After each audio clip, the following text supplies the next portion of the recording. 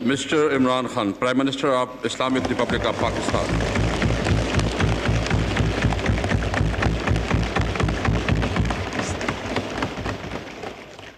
بسم اللہ الرحمن الرحیم ایاک نعبد و ایاک نستعین.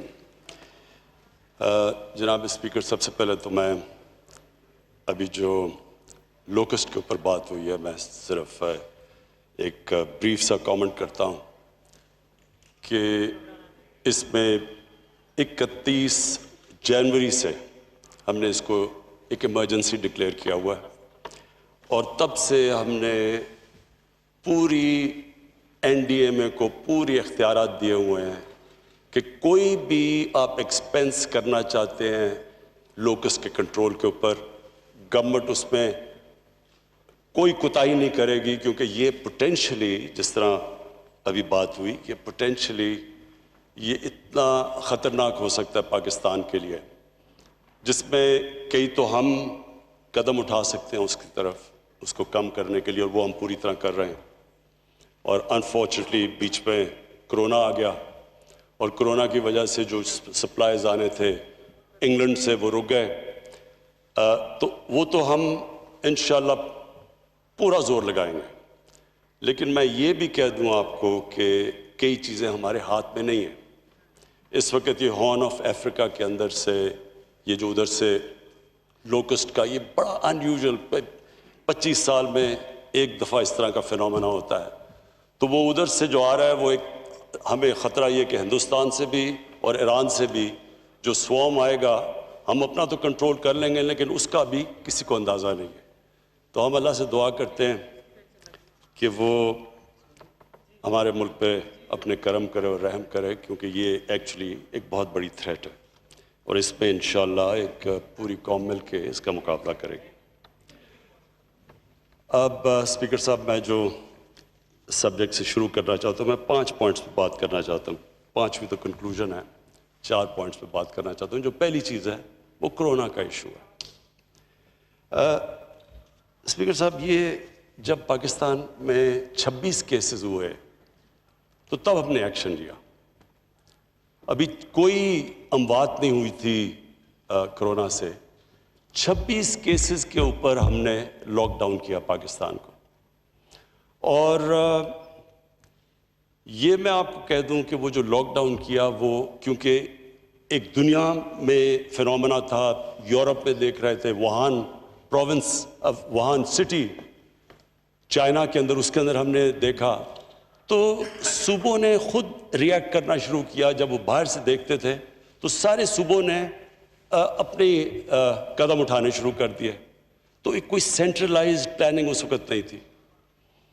میرا پہلے دن سے، اور میری ٹیم کا، میرا پہلے دن سے ایک خدشہ تھا کہ یہ ایک ایسا فینومینا ہے کہ اگر ہم ویسٹرن یورپ کو کاپی کریں، یا ووہان کو کریں، یا بعد میں جو امریکہ میں ہو رہا تھا اس کو کریں، تو اس کا پاکستان اور جو ہمارا ہندوستان کا بر صغیر ہے، ہمارے سچویشن بہت مختلف تھا. یعنی جب سوشل ڈسٹنسنگ کی بات کرتے ہیں تو اب نیوزی لینڈ کی کئی لوگ مثال دیتے ہیں.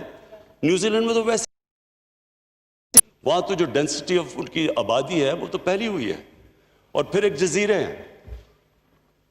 پاکستان کے اندر ہائی ڈینسٹی پاپولیشن، کچی آبادیاں، غریب بستیاں، جدھر 8-8 9-9 لوگ کمروں میں، چھابڑی والے، ڈیلی ویجرز، یہ ایک بہت بڑا طبقہ تھا. جب یہ ہوا تو میں نے پہلے دن اس کے اوپر بات کی کہ ہمارے پاس تو ایک ڈیول پرابلم ہے.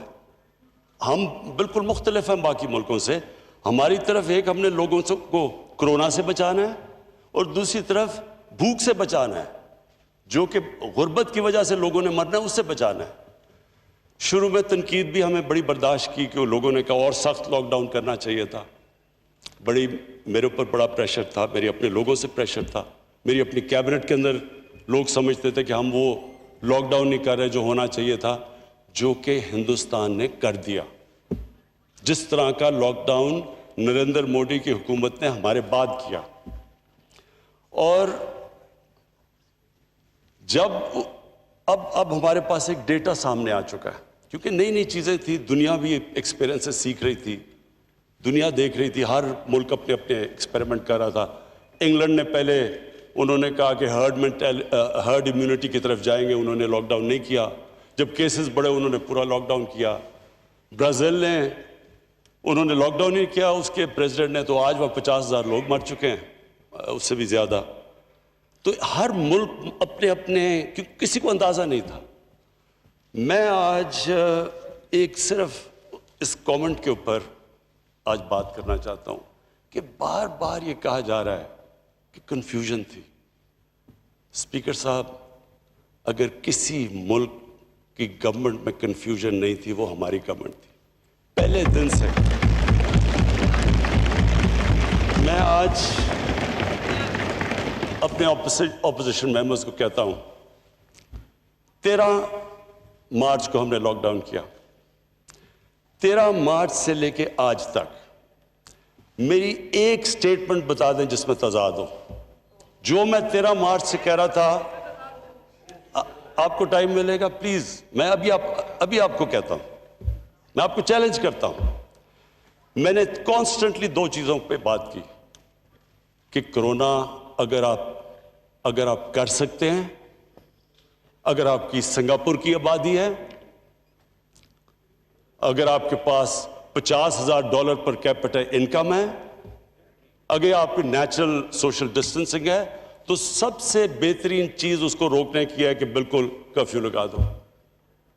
میں نے تو یہ پہلے دن سے کہا, لیکن میں نے یہ بھی کہا کہ جو ہمارا ملک کی کنڈیشنز ہیں, ہمیں یہ سوچنا پڑے گا کہ اگر ہم یہ کرنے جا رہے ہیں تو وہ غریب طبقے کے اوپر کیا امپیکٹ پڑے گا. یہ کنسسٹنٹ میری سٹیٹمنٹس رہی ہیں.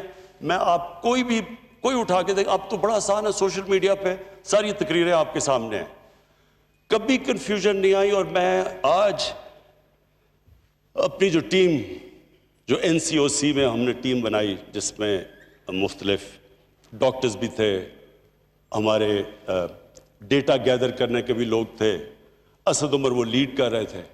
میں آج خاص ان کو خراج تحسین پیش کرتا ہوں کیونکہ یہ انہوں نے جس طرح کا وہ ادارہ تھا,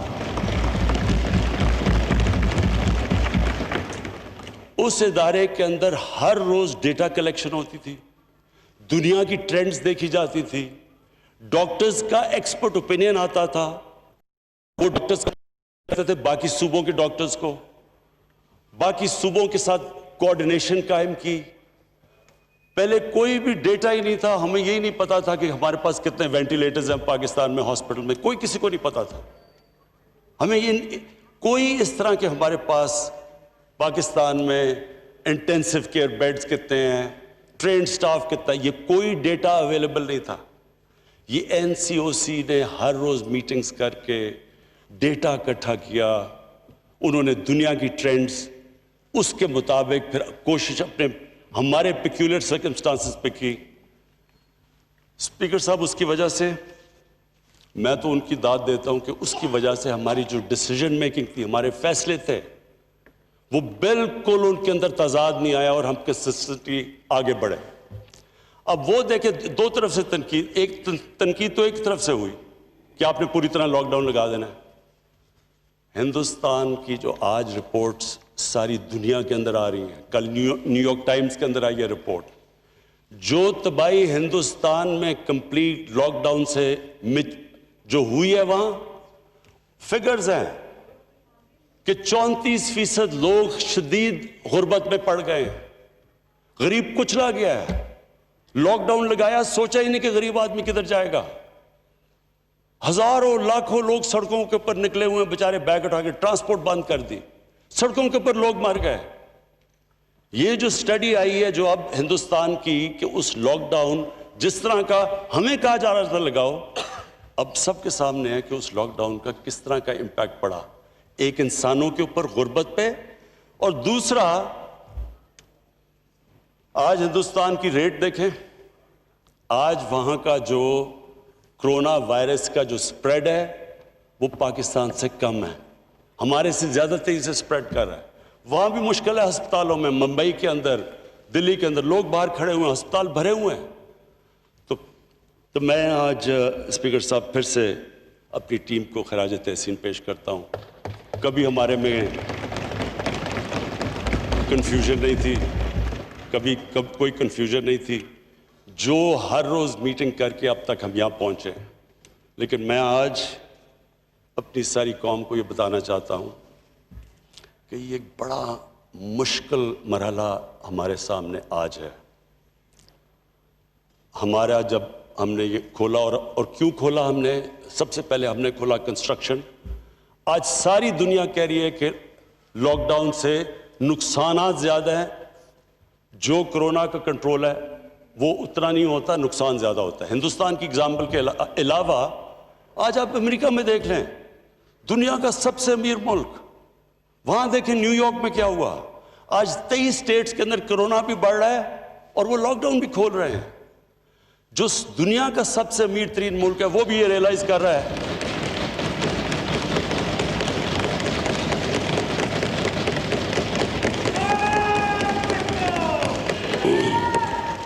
وہ بھی ریئلائز کر رہا ہے کہ دنیا کی سب سے طاقتور اکانومی بھی جب آپ ایک اکانومی کو بند کرتے ہیں وہ بھی برداشت نہیں کر سکتی اس کے اثرات.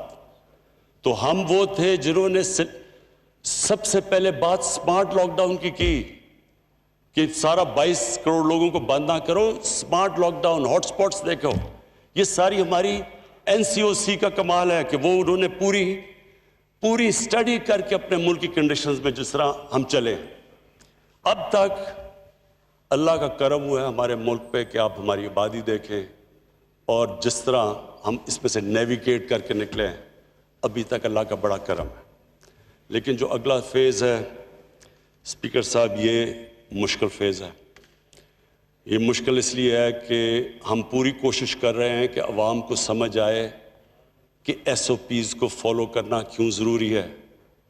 جو بھی ایک فیکٹری کھولتے ہیں، ٹرانسپورٹ کرتے ہیں، جو بھی آپ اپنی کاروبار کی آپ ایکٹیویٹی جب کھولتے ہیں، اور وہ ہمارے لیے ضروری ہے کہ ہم نے روزگار دینا ہے لوگوں کو، وہ اس لیے ضروری ہے فالو کرنا کہ جب کلسٹرز ہوتے ہیں ہمیں پتہ ہے یہ بیماری پھیل جاتی ہے تیزی سے، اور ہمیں یہ بھی پتہ ہے کہ اگر یہ احتیاط نہ کی گئی تو ہمارے ہاسپٹلس پہ پریشر پڑ گیا ہے، اور اگر احتیاط نہ کی تو مزید اور پڑنے والا ہے. اس لیے یہ ساری اس اسمبلی سے جو بھی عوام دیکھ رہی ہے، جو بھی ہم سب یہاں بیٹھے ہیں، یہ ہم سب کے اوپر لازم ہے کہ ہم یہ اپنی طور پہ پبلک میں لوگوں کو ریئلائز کریں کہ کتنا ضروری ہے ہمیں بچانا اپنے بوڑھوں کو، اپنے بیمار لوگوں کو، بلڈ پریشر کے لوگوں کو، جن کو ڈائبٹیز ہے. اصل میں تو جو سمارٹ لاک ڈاؤن کا مطلب یہ ہے کہ ان کو پروٹیکٹ کیا جائے. ہمیں پتہ ہے کہ عام لوگ ہمارے ماشاءاللہ ہمارے بھی یہاں بیٹھے ہیں جو لوگ ریکور کر بیٹھے ہیں اس سے، لیکن ہمیں یہ پتہ ہے کہ جن کے اندر کوئی بھی ویکنس ہو، یہ ایک ایسی بیماری ہے جو کہ ان کی جانیں خطرے میں ڈال دیتی ہے. تو اس لیے میں آج میں یہ بھی جو رشتہ دار ہیں، جن لوگوں کے آج آلموسٹ 4000 لوگ ہمارے اموات ہو چکی ہیں، اس سے ہم ان کے لیے دعا بھی کرتے ہیں، ہم افسوس کرتے ہیں، ان کے لیے دعا کرتے ہیں جو کہ اس بیماری کی وجہ سے گئے ہیں ملک دنیا سے. لیکن یہ جو اگلا سٹیپ ہے یہ کرٹیکل اس لیے ہے کہ ہمارے پاس اب 2 راستے ہیں. اگر ہم احتیاط کر گئے تو انشاءاللہ جو ہماری فیسلٹیز ہیں وہ اتنی ہیں کہ ہمارا جو ہیلتھ سسٹم ہے وہ کوپ کر جائے گا. لیکن اگر ہم نے بے احتیاطی کی، اور مجھے افسوس سے کہنا پڑتا ہے ہم ہر روز رپورٹ آتی ہے اب ہمیں NCOC میں کہ کون سے صوبے میں، کون سے شہر میں، کون سے ایریاز کے اندر احتیاط کی جا رہی ہے اور کتنی کی جا رہی ہے، کتنی نہیں کی جا رہی. تو اس کے اوپر ایک تو ہم اپنی یہ والنٹیئر فورس ہے، ٹائیگر فورس، ان سب کو ہم نے لگا دیا ہے کیونکہ ایڈمنسٹریشن کے اوپر آگے بہت پریشر ہے، وہ تھک چکے ہیں، تو ان کو لگا دیا ہے SOPs کے اوپر. لیکن یہ ہم انفورس بھی کریں گے، اوپر سے ہمارے جو NCOC میں ہاٹ سپاٹس دیکھ رہے ہیں، سلیکٹیو ایریاز کو بند بھی کریں گے.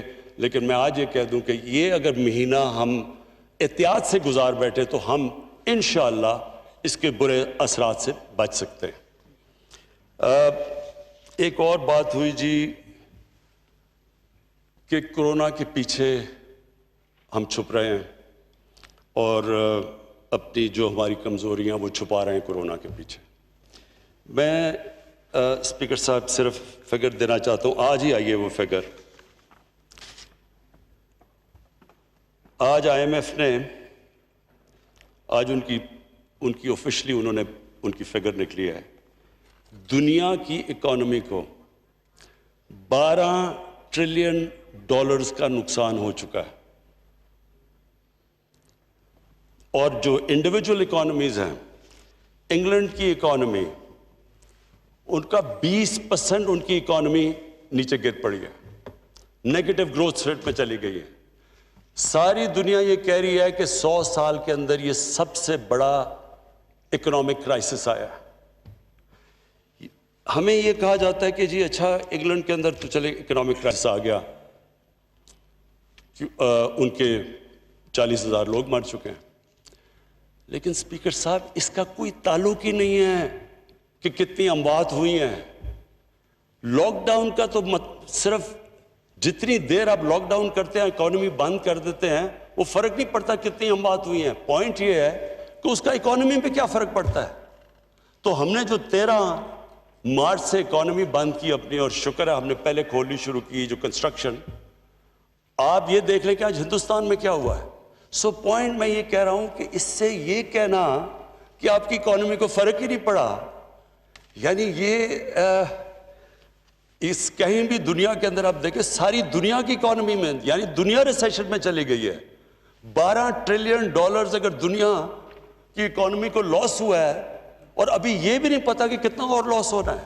آج کوئی بھی پریڈکٹ نہیں کر سکتا کہ اس کو ریکور کرنے میں کتنی دیر لگے گی.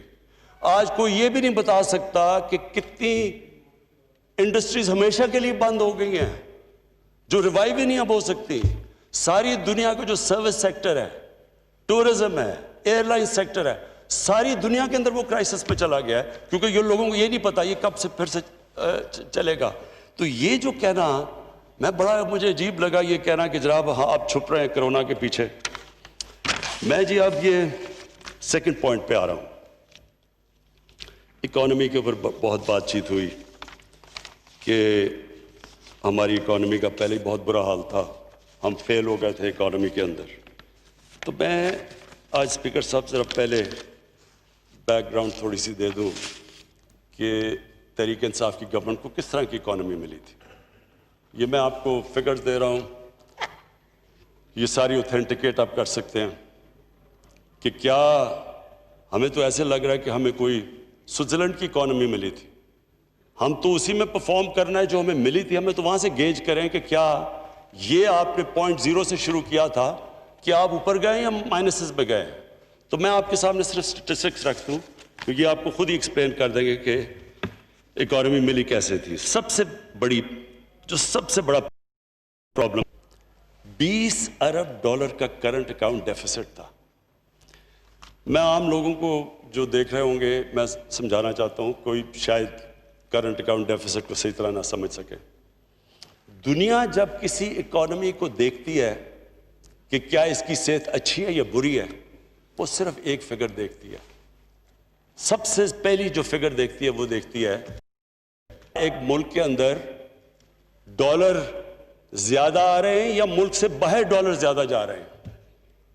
اگر آپ کے ملک کے اندر یہ کرنٹ اکاؤنٹ ڈیفیسٹ ہو تو اس کا مطلب کہ آپ کی اکانومی بیمار ہے.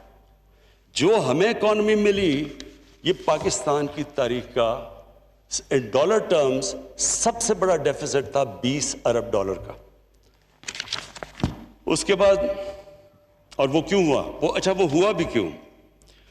ہماری جو ایکسپورٹس تھی وہ $20 ارب کے اوپر تقریباً سٹیگنیٹ کر گئی, لیکن جو امپورٹس تھی وہ $60 ارب پہ چلی گئی.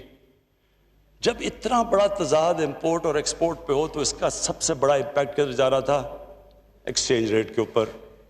ڈالر کم ہو جاتے ہیں, ڈالر کی قیمت اوپر, روپے کی قیمت نیچے, تو پرابلمز تو سارے ادھر سے شروع ہو جاتے ہیں. جب ہم آئے تو سب سے بڑا مسئلہ کیا ہوا, مہنگائی. اب مہنگائی کیسے نہ ہوتی. مہنگائی جب روپیہ پہلے 104 پہ تھا, جب ہمیں ملا جب تک ہماری باری 122 پہ ہو گیا اور وہ ہمارا جا کے اینڈ میں روپیہ پہلے گرا اور پھر سٹیبلائز کر گیا جو ہم نے قدم اٹھائے. لیکن جو اس کا امپیکٹ پڑا جب سپورٹس مہنگی ہو گئی, جب آپ کا روپیہ کمزور ہوا اور جب تیل کی قیمت مہنگی ہو گئی, اس کا امپیکٹ بجلی پہ سب پہ پڑ گیا. تو اسپیکر صاحب وہ ملک میں لوگوں میں غربت میں اضافہ ہونا تھا, وہ مشکل وقت آنا تھا جب یہ ایڈجسٹمنٹ ہونی تھی. لیکن یہ ہم نے تو انہیریٹ کی تھی, یہ ہم نے تو نہیں اتنا بڑا یہ ڈیفیسٹ دیا. اب دوسرا جی, جو قرضے گئے لائبلٹیز 2013 میں 16 ٹریلین 16,000 ارب روپے کا قرضہ تھا.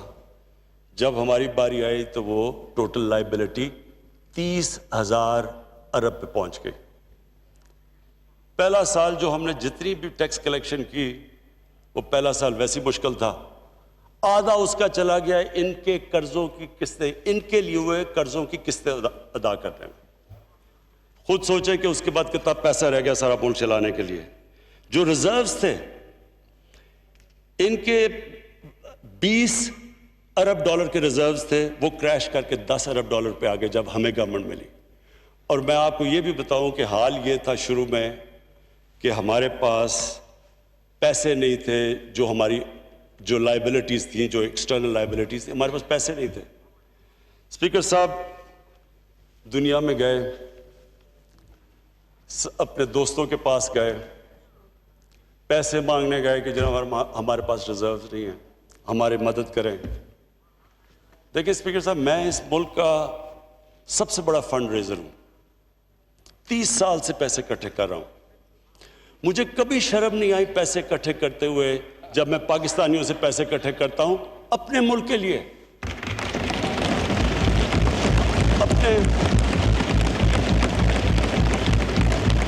اپنے ہسپتالوں کے لیے, یونیورسٹی جس میں غریب بچے پڑھ سکتے ہیں. مجھے کوئی شرم نہیں آتی. سیلاب کے لیے, زلزلے کے لیے, تو اپنے لوگوں سے پیسے اکٹھے کر رہا ہوں, شوکت خانم کے لیے. لیکن اسپیکر صاحب جو مجھے شرم آئی جب ہم دوسرے لوگوں سے جا کے اپنے ملک کے لیے پیسے مانگے. میرے ساتھ لوگ, میرے ساتھ ٹیم تھی, شاہ جی میرے ساتھ تھے, اسد میرے ساتھ تھا. دیکھیں آپ جو مرضی کر لیں, آپ کا جتنا مرضی وہ خیر خواہ ہو, دوست بھی ہو, لیکن جب آپ ہاتھ پھیلاتے ہیں نا کسی کے سامنے, اس کی آنکھوں میں ایک لک آتی ہے, اور وہ صرف میرے لیے شرم کی بات نہیں, میرے ملک کے لیے, کہ میں ملک جب جا کے کسی سے پیسے مانگتا ہے, اور وہ ہم کیوں مانگ رہے تھے, ہمارے پاس پیسے نہیں تھے, ہم ڈیفالٹ کرنے کے سٹیج پہ آئے ہوئے تھے. تو ہم 3 مہینے تو لگے ہوئے, کبھی ایک ملک میں جا رہے ہیں, کبھی دوسرے ملک میں پیسے مانگنے کے لیے. اور اسپیکر صاحب یہ ہماری وجہ سے نہیں تھا, یہ ہمارے ملک کی بدقسمتی کہ ہمارے جو اس ملک میں لیڈرشپ تھی. اب میں آپ کو ذرا مثال دیتا ہوں کہ ایک طرف تو یہ ہمارا حال تھا کہ پیسے مانگ رہے تھے. ذرا میں آپ کو صرف بتانا چاہتا ہوں کہ کیا یہ جو ایک جو ملک کا پرائم منسٹر ہوتا ہے وہ ملک کے باپ کی طرح ہوتا ہے, قوم اس کے بچے ہوتے ہیں. میں سمپل سوال آپ سے پوچھتا ہوں کہ کیا اگر میرے بچے بھوکے ہیں, اگر میں بچوں کو صحیح علاج نہیں کروا سکتا, تو کیا میں ایک بادشاہ کی طرح رہوں گا اور بچے میرے بھوکے رہیں گے؟ کیا میں اپنے خرچے نہیں کٹ کروں گا؟ میں صرف آپ کو یہ اس لیے بتا رہا ہوں کہ یہ مائنڈ سیٹ ریفلیکٹ کرتا ہے. اسپیکر صاحب میں واشنگٹن گیا, ٹوٹل پیسہ جو میں نے خرچ کیا $67,180. یہ میرا سارا ٹرپ کا تھا. ٹھہر جائے ایک منٹ پہلے. نواز شریف نے وہی ٹرپ کی واشنگٹن کی, $549,000. آصف زرداری نے وہ ٹرپ کی $752,000. اب میں صرف یہ پوچھ رہا ہوں کہ کیا وہاں جانے سے، اتنے زیادہ پیسے خرچ کرنے سے، کیا ان کے حکمرانوں نے سمجھا ہوگا کہ یہ جو کتنے زبردست لوگ ہیں، یہ کتنے بڑے ہوٹل میں ٹھہر رہے ہیں؟ ایک طرف آپ پیسے مانگ رہے ہیں ان سے، دوسری طرف آپ اس طرح ٹھہر رہے ہیں. میں آپ کو کہتا ہوں کہ ویسٹرن ڈیموکریسی کے لیڈر اتنا پیسہ خرچ نہ کرے جو یہ ہیں. آگے آ جائے جی. UN کی وزٹ، آصف زرداری نے خرچ کیا $1.3 ملین، $13 لاکھ. نواز شریف نے خرچ کیا $11 لاکھ. شاہد خاقان عباسی نے کیا $7 لاکھ. وہی ٹرپ میں نے $162,000 پہ کی، $1,62,000. 10 گنا زیادہ فرق. ڈیووس گئے، ڈیووس میں جناب گیلانی صاحب گئے تو انہوں نے $460,000 پہ کی. نواز شریف نے $762,000 پہ کی. شاہد خاقان عباسی نے $561,000 پہ کی، اور میں نے کی $68,000 پہ. میں صرف اسپیکر صاحب، میں آپ کے لیے صرف یہ اس لیے کہہ رہا ہوں، میں صرف آپ کے لیے کہہ رہا ہوں، میں آج یہ صرف پوچھنا چاہتا ہوں کہ کیا جب آپ ایک مقروض ملک، جو میں آپ کو بتا رہا ہوں قرضے لے رہے ہیں، اور میں آپ پھر سے کہتا ہوں، جب شرم آتی ہے، کیوں مجھے اپنے لیے تو علیحدہ، جو میری قوم، وہ کیا سمجھتے ہوں گے ہماری قوم کو. اور آپ کو یقین دلاؤں کہ سب دنیا کو، ساری دنیا کو پتا ہوتا ہے کہ کس ملک کا کیا حال ہے. آج تو آپ اپنے موبائل فون پہ بتا دیں کہ کون سے ملک کے کتنے قرضے ہیں، کیا اس کی سٹیٹ ہے، کتنے اس کی کرنٹ اکاؤنٹ ڈیفیسٹ کی. تو ایک طرف ہم قرضے لیتے جا رہے تھے، ہماری 10 سالوں میں لائبلٹیز گئیں 6,000 ارب سے 30,000 ارب پہ. لیکن جو لوگ اوپر بیٹھے ہوئے تھے، کیا ان کو نہیں پتا تھا کہ یہ ملک، ایک ڈالر امپورٹنٹ ہوتا ہے؟ کیونکہ آپ ایک ملک کے اندر کلچر بناتے ہیں، آپ لوگوں کو بتاتے ہیں کہ ہمیں فکر ہے. جب میں فکر کرتا ہوں تو مجھے امید ہوتی ہے کہ باقی بھی سارے مجھے دیکھتے ہیں. میں نے اگر اپنا یہ جو سٹاف تھا میرا پرائم منسٹر ہاؤس کا، 534 کام کرنے والے تھے، وہ آدھے کر دیے، پیسہ ہم نے کم کر دیے، اور اسپیکر صاحب بھی اور بھی کم ہو سکتے ہیں. لیکن وہ سٹاف آج کل کے زمانے میں ان کو بے روزگار نہیں کرنا چاہتے تھے. ہم اور بھی کم کر سکتے ہیں. ہر جگہ جب کہ کہیں بھی دنیا میں جب ایک آسٹیرٹی، ایک ملک مشکل میں آتا ہے تو ایک پھر حکمرانوں اپنی اگزامپل سے لیڈ کرتے ہیں. وہ یہ نہیں کرتے کہ خود پیسے اور لوگوں کو کہیں کہ وہ پیسے نہ خرچ کریں. آگے آ جائے جی. اسٹیٹ بینک کی بورونگ جو ہمیں ملا 6 ٹریلین روپیہ خرچ کیا، 6,000 ارب روپیہ سپریم کورٹ سے لیا، جو ہم نے ختم کر دیا. ہم نے کوئی بورنگ نہیں کی. پھر جی جو 70% جو قرضے تھے، 70% وہ شارٹ ٹرم تھے. ہم نے آ کے الٹا کر دیا. ہمارے آج 76% قرضے لانگ ٹرم ہو گئے. ہم نے وہ چینج کر دیا ڈیٹ کا، کیونکہ شارٹ ٹرم زیادہ مہنگے ہوتے ہیں. میں صرف یہ یاد کرا رہا ہوں کہ یہ سچویشن تھا کیا. سرکولر ڈیٹ انہوں نے 2013 میں ساری سرکولر ڈیٹ 480 یا جتنی بھی تھی انہوں نے واپس کر دی. اس کے بعد جب ہمیں ملی گورنمنٹ 1.2 ٹریلین روپیز کی سرکولر ڈیٹ پہنچ گئی. 1200 ارب کانٹریکٹس. اب ہم پھنس کیسے گئے؟ سارے کانٹریکٹس پہلے کے سائن ہوئے ہیں. ہمارے دور میں تو مجھے کریکٹ کر دے اگر عمر یوں پہ بیٹھا ہے، کہ ہمارے دور میں تو ایک ونڈ پاور کے کانٹریکٹ ہیں جو کہ 4 یا 5 سینٹ پہ ہوئے ہیں. باقی تو سارے پرانے کانٹریکٹس تھے. تو ایک تو ادھر پھنس گئے. بجلی مہنگی پروڈیوس ہو رہی ہے، بیچ رہے ہیں سستے، بیچ میں سرکولر ڈیٹ آ گئی. اس کے بعد گیس کے 15 سال کا کانٹریکٹ ہم نے LNG کا کر لیا.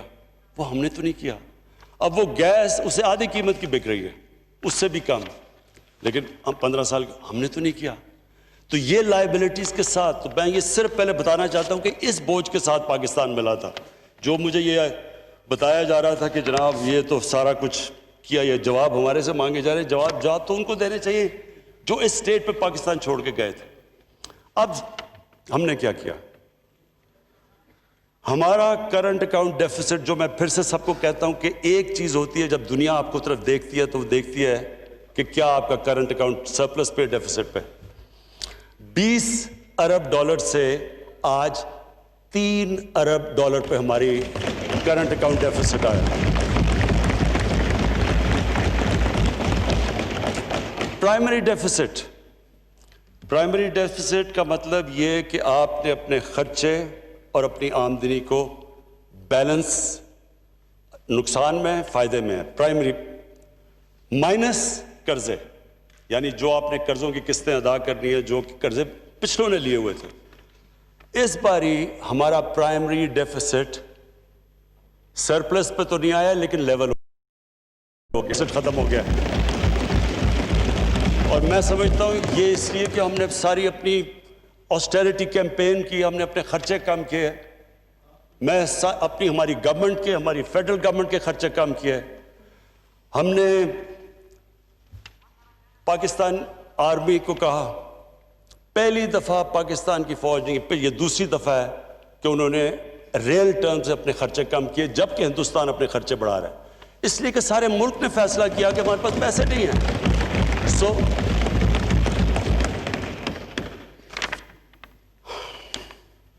اس کے بعد جی جو چیز مجھے خاص خوشی ہے جو ہم نے کی وہ یہ کہ ہم نے جو غریبوں کے لیے، جو عام لوگوں کے لیے جو ہمارا احساس پروگرام، جو پاکستان کی تاریخ کا سب سے بڑا پروگرام ہے عام لوگوں کو غربت سے نکالنے کا، پاورٹی ایلیویشن کا، اس کو اس برے وقت میں، جبکہ کووڈ کے جو آخری یہ جو کوارٹر تھا ہماری کریش کر گئی، جس طرح ساری دنیا میں ریونیوز کریش کے جب ہمارے کر گئے، تو اس کے ہم نے 208 ارب بلکہ کم نہیں کیا، احساس پروگرام کا ہم نے اس کی زیادہ بڑھا دیا۔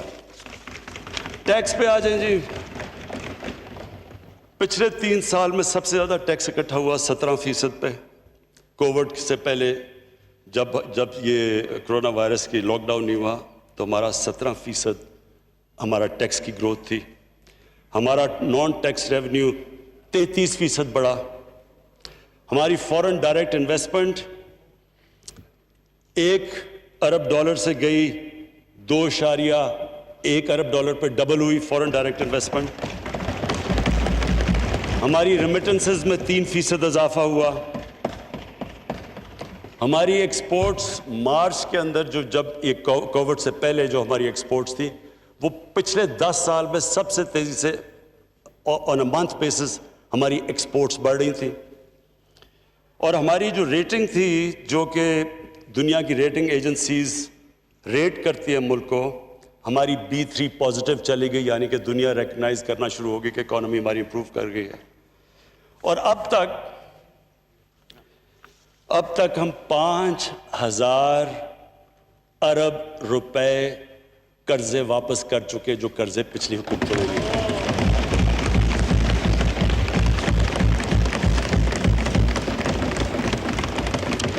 اب جی میں آپ کو وے فارورڈ بتاتا ہوں کہ یہ جو آج کل حالات ہیں، مشکل حالات ہیں، سب جانتے ہیں، ان کی ساری دنیا کو پرابلم ہے، ہمیں اکیلے کو نہیں ہے۔ تو یہ جو اب حالات ہیں اس کے اندر اب ہم کیا پروپوز کر رہے ہیں؟ میں ابھی بھی یہ کہتا ہوں کہ اس کی پوری طرح امپیکٹ ساری دنیا کے اندر فیل ہو رہا ہے، کیونکہ جو سب سے زیادہ امپیکٹ پڑا ہے وہ سروس انڈسٹری پہ پڑا ہے، ہوٹلز پہ، ریسٹورنٹس پہ، ٹورزم پہ۔ ہمارے علاقے ہیں کئی، اور مجھے خاص طور پہ افسوس ہوتا ہے ہمارے جو پہاڑی علاقے ہیں وہاں صرف وہ ڈپینڈ کرتے ہیں، ناردرن ایریاز ہیں ہمارے، وہ ڈپینڈ کرتے ہیں کہ 4-5 گرمیوں کے مہینے میں جو وہ اپنی آمدنی اکٹھی کرتے ہیں۔ تو اس وقت جو سب سے بری طرح یہ بہت بڑا ایک علاقہ متاثر ہوا ہے اس کے ساتھ، ہماری تھوڑی ٹورزم کھولیں، لیکن ہر وقت پریشر پڑا ہوا ہے کہ ایک طرف ہمیں فکر ہے کہ وہ کرتے ہیں تو کرونا اوپر نہ چلی جائے، دوسری طرف لوگوں کی جانیں بچائیں، لوگ بھوکے نہ مر جائیں۔ تو یہ سب سے، تو ابھی ہم کوئی پریڈکٹ نہیں کر سکتے کہ اس کا اتنا کتنا فال آؤٹ آئے گا۔ تو ہم اس کے لیے ویسے میں کہنا چاہتا ہوں کہ پوری طرح ہم تیار بیٹھے ہیں. ہم نے اسپیشل ریزرو کیے ہوئے ہیں کہ اگر ہمیں ضرورت پڑے تو ہم پیسے یہاں استعمال کریں. تو نمبر 1 ہم نے جو سب سے پہلے اپنا جو اکانومی کا شعبہ کھولا وہ تھا کنسٹرکشن. اس وقت پاکستان کی تاریخ میں کبھی بھی کنسٹرکشن سیکٹر کو اتنا زیادہ انسینٹیوائز نہیں کیا جو آج کیا گیا.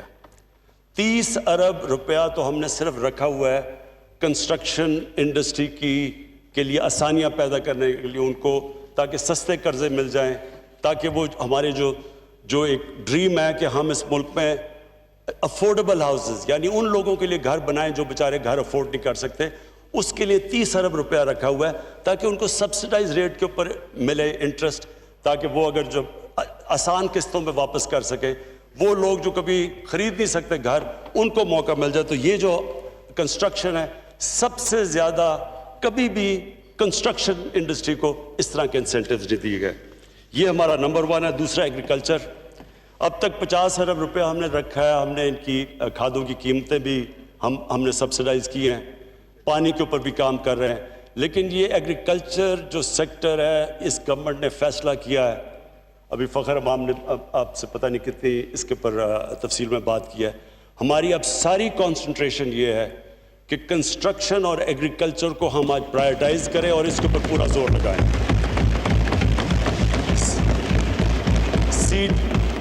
سیڈ ڈیولپمنٹ کے اندر کیونکہ ہم کہیں بہت, اور اس میں ہم چائنا کی پوری مدد دے رہے ہیں. میں آپ کو کہنا چاہتا ہوں کہ چائنا سے مسلسل ہماری کوشش ہے کہ ان سے ٹیکنالوجی ٹرانسفر کروائی جائے ایگریکلچر سیکٹر کے اوپر.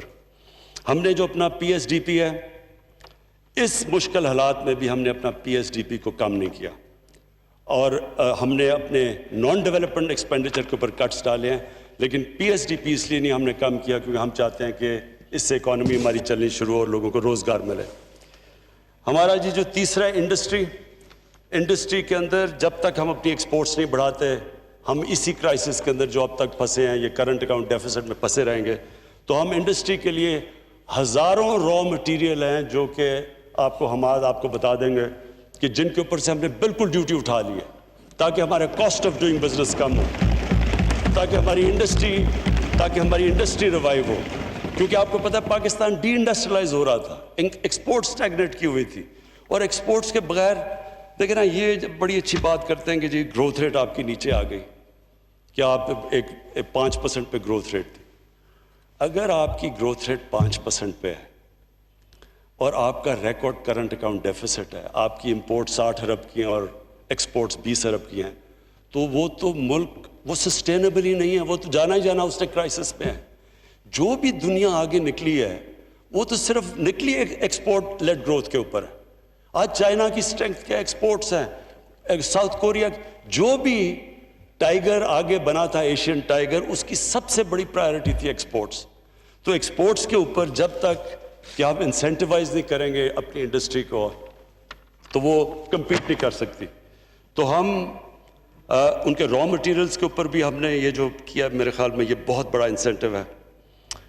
اور پھر چوتھی چیز, میں یہ جو اپنا احساس پروگرام ہے یہ ہمارا سب سے امپورٹنٹ پروگرام ہے, کیونکہ اسپیکر صاحب کبھی بھی کوئی ملک آج تک دنیا میں اوپر گیا ہی نہیں جدھر ایک چھوٹا سا طبقہ امیر ہوتا جائے اور عوام ادھر کی ادھر رہے, غریب رہے. یہ جو ہمارا ملک میں امیر اور غریب کے اندر فرق بڑھتا جا رہا ہے, یہ سب سے بڑی امپیڈمنٹ ہے اس ملک کے آگے بڑھنے سے, یہ ہمیں روک رہا ہے آگے بڑھنے سے. تو یہ جو ہمارا احساس پروگرام ہے یہ ملٹی فیسٹڈ ہے. ایک تو کیش ہینڈ آؤٹس, یہ جو ہم نے بڑے مشکل وقت پہ جو بچایا ہے لوگوں کو, یہ جو کیش دیا ہے 144 ارب روپیہ, یہ جو یہ ریکارڈ ٹائم کے اندر اتنا زیادہ پیسہ, اتنے زیادہ 1 کروڑ 20 لاکھ خاندان کو اتنے تھوڑے ٹائم پہ اتنا زیادہ پیسہ اور شفافیت سے. کوئی آج نہیں کہہ سکتا کہ کسی نے پولیٹیکل بیسس پہ یہ پیسے بانٹے. اور یہ انشاءاللہ 100, اور یہ ہم اس کو آگے بھی ایکسپینڈ کر رہے ہیں, اور اس کو 1 کروڑ 60 لاکھ خاندانوں تک ہم یہ لے کے جا رہے ہیں. جو اسپیکر صاحب جو دوسری چیز جس کے اوپر مجھے خاص میں سمجھتا ہوں کہ یہ جو میری اور ہماری پارٹی کی ہمیشہ یہ جو ہماری ویژن ہے کہ اس نے جانا ہے ایک فلاحی ریاست کی طرف، تو فلاحی ریاست کے اوپر جو پہلا ہم نے قدم اٹھایا تھا مشکل حالات میں، جس طرح میں نے بتایا اکانومی ملی، پناہ گاہ، اب تک ہم 200 پناہ گاہ بنا چکے ہیں، اور ہمارا پروگرام ہے کہ یہ جدھر بھی لیبر سینٹرز ہے، جدھر بھی مزدور جاتا ہے، جدھر بھی ڈیلی ویجر آتا ہے، اس کے لیے ہم یہ پناہ گاہ بناتے جائیں تاکہ اس کے پیسے بچیں۔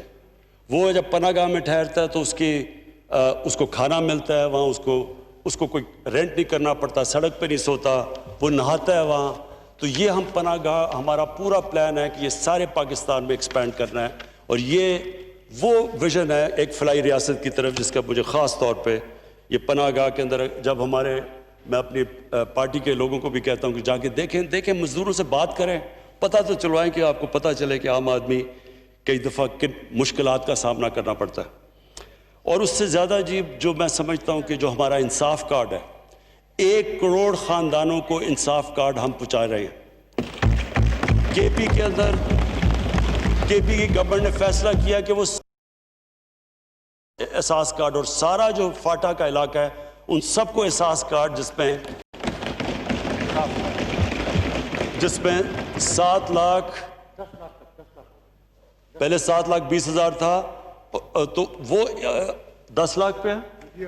10 لاکھ کا مطلب یہ کہ ایک غریب خاندان جو سب سے زیادہ تکلیف میں گھر ہوتا ہے جب کسی کو بیماری ہو جائے، اور اب یہ کووڈ کی وجہ سے جو ہم کہانیاں سنتے ہیں بہت مشکل میں گزرتے ہیں، تو وہ جو ایک غریب گھرانے کے اندر جب ان کا بجٹ پہلے سے کم ہوتا ہے، پہلے سے وہ مشکل سے اب پیسے کما رہے ہوتے ہیں اپنے بچوں کو پالنے کے لیے، کھانا دینے کے لیے، ایک بیماری ہوتی ہے وہ سارا خاندان چلا جاتا ہے غربت کے نیچے، کیونکہ وہ سب کچھ بیچ دیتے ہیں۔ یہ سب سے بڑی پروٹیکشن ہے کہ غریب گھرانے کے پاس پیسے ہوں، وہ جا کے اپنا علاج کروا سکے، اور یہ انشاءاللہ ہم سارا کوریج سارے پاکستان میں کریں گے۔